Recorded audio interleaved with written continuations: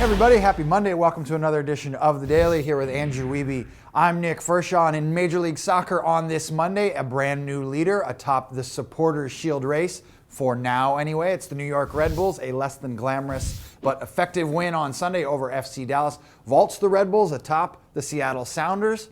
Now we've got a real race between the Sounders, Real Salt Lake, the New York Red Bulls, and almost every other team in the league right now. Yeah, the parity here is incredible. So many teams with a chance at the playoffs, but you said it, New York in control of the Eastern Conference and Supporters' Shield.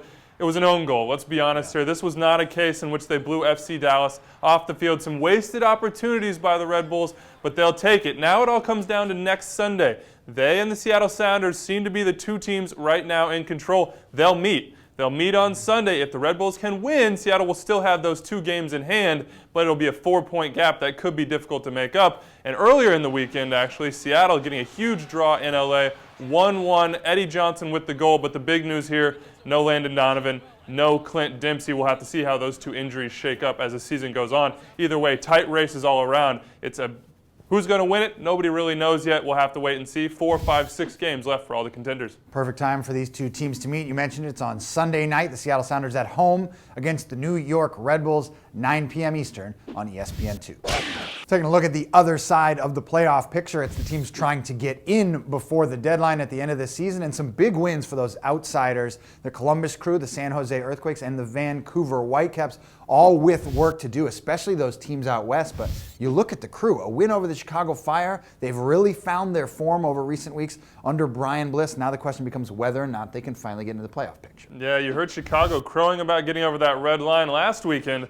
Well, they're now back down below it, and they're even on points with the Crew. Brian Bliss seems to have found a way to energize this team. A 3-0 win in this one. Bakary Soumare admittedly giving the Crew some help. Just an atrocious tackle on a breakaway to get sent off. Chicago down to 10 men. But they're just 2 points out of the playoff race now. The big question, can they make up those games in hand difference? They have played more games than every team in the playoff field so far. San Jose among these three teams, they're the longest shot, you have to think. Still 4 points out. Those 5 teams in the Western Conference places, probably all better teams when you look at the campaigns and the squads. And Vancouver, hey, they've got hope now. That Montreal game, that looked to be a real bear on the schedule, but Camilo Sanveso, 2 goals late going. We'll have to see if he gets his starting spot back.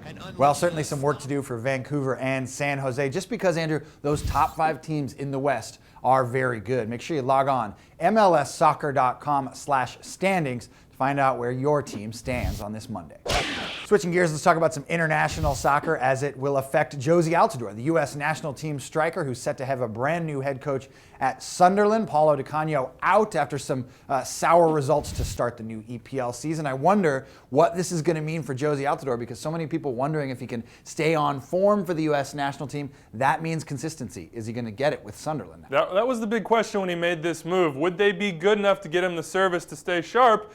And would it not be a madhouse Paolo Di Canio, known for being a little bit of a wild card? That certainly turned out to be true for Sunderland at the start of the campaign. Yes, the results were terrible, but you look at this game over the weekend.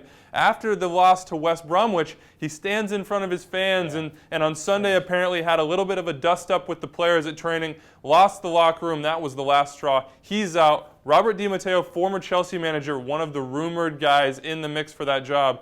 Jozy Altidore needs consistency. He needs a guy who believes in him. Hopefully Di Matteo will be that man if he gets the job. Either way, the U.S. desperately need him to be on form come 2014. An interesting situation for Jozy Altidore. A lot of eyes on him as the road to Brazil gets closer and closer. You can log on mlssoccer.com and find all the news on the American exports in Europe and in Mexico from over the weekend. And you'll also find today on the site, 5 p.m. Eastern, a Google Plus Hangout with last week's 24 under 24 series winner, Darlington Nagbe from the Portland Timbers. He's going to join the guys over in the social department for mlssoccer.com and take some questions from the fans. Again, a Google Plus Hangout, 5 p.m. Eastern. That does it for us. We'll be back with another edition of The Daily tomorrow.